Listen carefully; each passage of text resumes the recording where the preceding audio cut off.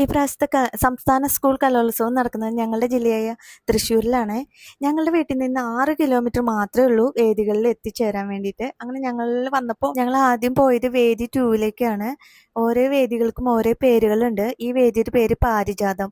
അവിടെ നടക്കുന്നത് ഒപ്പനയാണ്. വളരെ എനർജറ്റിക് ആയിട്ടുള്ള ഒരു ഒപ്പന തന്നെയാണ് അവിടെ നടക്കുന്നത്. നിറയെ ഓഡിയൻസ് ഉണ്ട്. നിങ്ങൾ ഈ ഒപ്പനയൊന്ന് കണ്ടു നോക്കൂ.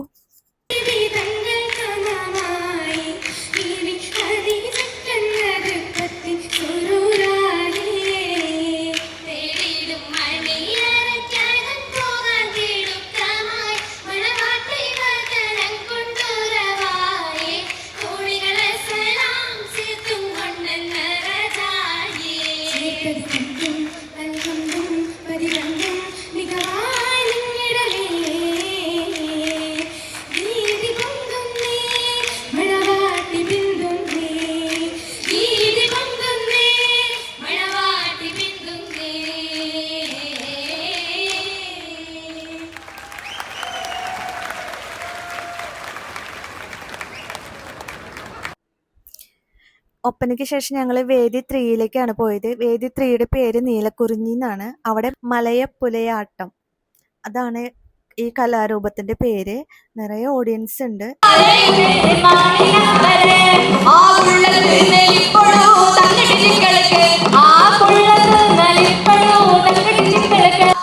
തേക്കിൻകാട് മൈതാനത്ത് ആകെ 3 വേദികളേ ഉള്ളൂ. 1ഉം 2ഉം 3യും മാത്രം.